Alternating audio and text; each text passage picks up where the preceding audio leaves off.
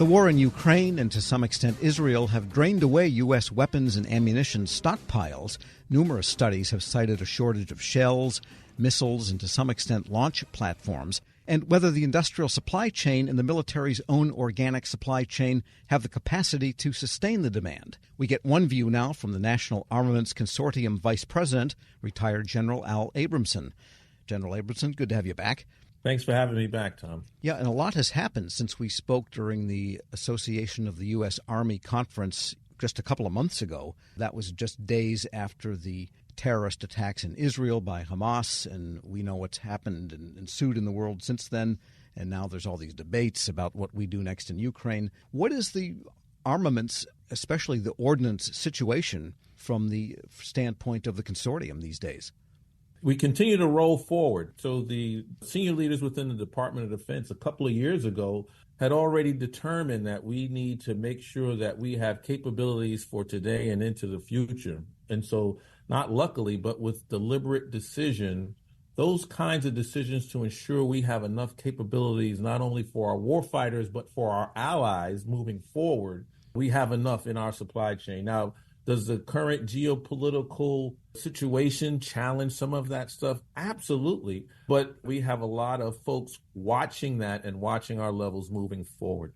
Well, there is a shortage now. Say, let's take the howitzer shell. That seems to be the commodity that a lot of these reports focus on, both news reports and think tank reports. And a lot of places make those. Does it take an international, sense of cooperation to have U.S. stockpiles refilled, but maybe by foreign manufacturers that can make the same spec type of shell because it's an international commodity? Is that where we're headed, do you think? Those are decisions that clearly I don't want to get in front of DOD and the State Department on making those decisions, but I do know that we do have allies that have the capacity to make those munitions and kind of mitigate some of that demand signal that we're seeing today. Within specifically the field artillery round that you're talking about, the 155 round, within the United States, we've already started to build a new shell plan, if you will, to get after some of that demand signal. But again, some of our allied partners have that capability, but that's really a discussion with the State Department and OSD and Department of Defense and how we do that partnership to have them build some technical specs that we own. Because that capacity then can be built up relatively quickly. I was talking with someone else recently, and they said, well, we could build and create in some manner another submarine production capability, but it would take billions and billions of dollars and about 6 or 10 years before it could start building submarines. Not quite that challenging in, say, the munitions area.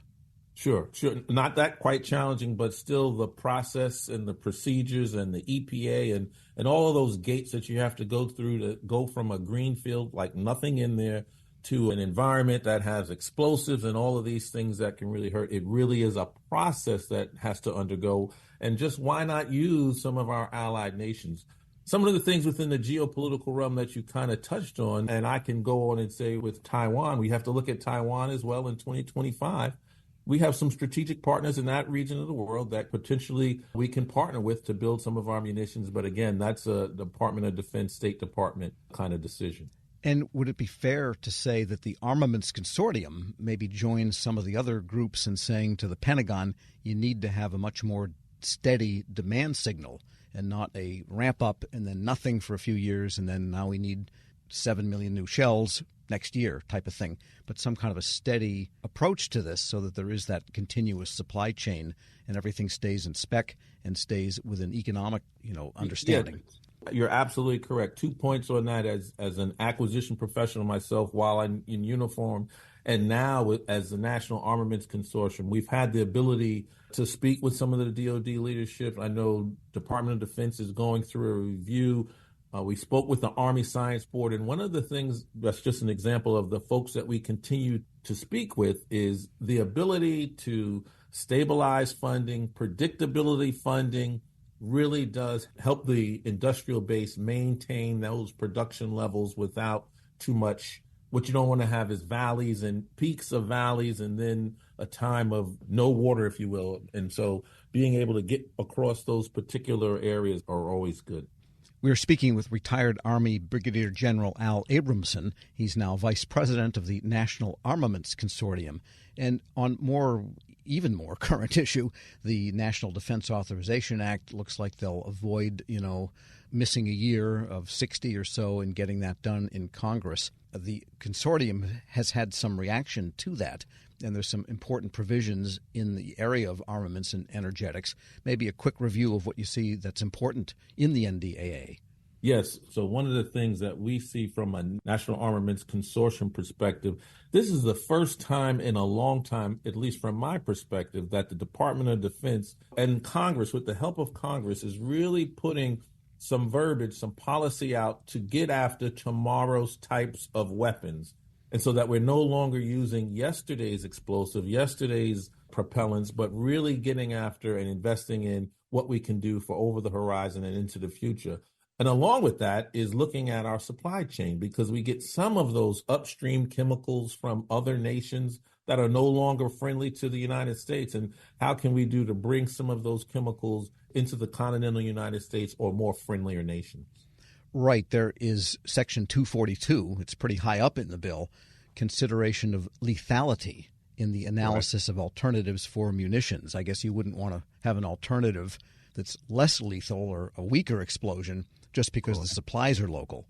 That's correct. And so one of those, as a perfect lead into that, is CL-20 is one of those things that people will talk about, which was made at China Lake. China Lake CL-20 was made at China Lake a couple of years ago, and it has very good explosive characteristics. But we in the United States have not mastered the ability to make it at an affordable rate. And the language that we see now within the National Defense Authorization Act now will give some credence, now will allow the Department of Defense to do some investment towards making that much more powerful, if you will, explosive at a much more affordable rate, and potentially roll it into some of our weapon systems, which we currently don't have in our weapon systems today.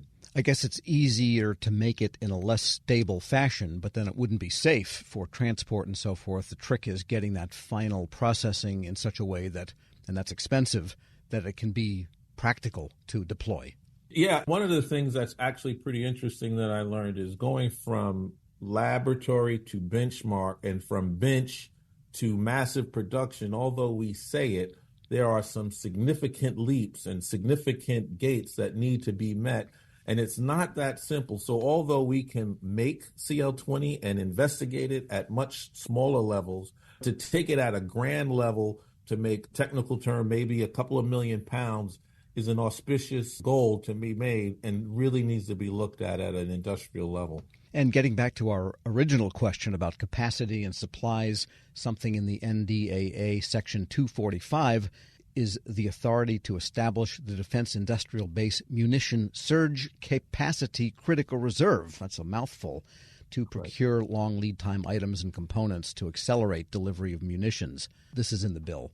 And so another great language in the bill that will allow, because within the acquisition community, it's called a bona fide need. Some of those long lead items, until you get funded for said capability, you can't purchase those long lead items until the funds come.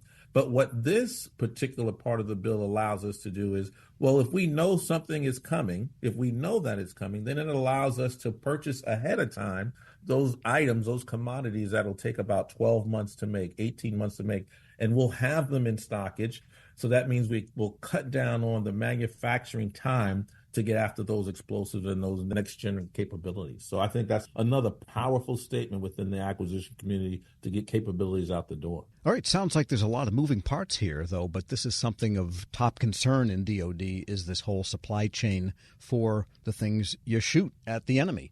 And again, my short time in the military, specifically working within the acquisition community, I have not seen a concerted and combined effort to really address the supply chain issues that the military faces on a daily basis. Now, there's challenges across the board, but again, just to see the language in there, which will migrate down into Department of Defense senior leaders for us to get after this challenge, I think is a great thing looking forward. I think it's an absolutely great thing and the right thing to do. Retired Army Brigadier General Al Abramson is Vice President of the National Armaments Consortium. As always, thanks so much for joining me. Thank you. Thank you for having me. And we'll post this interview at Federal News Network.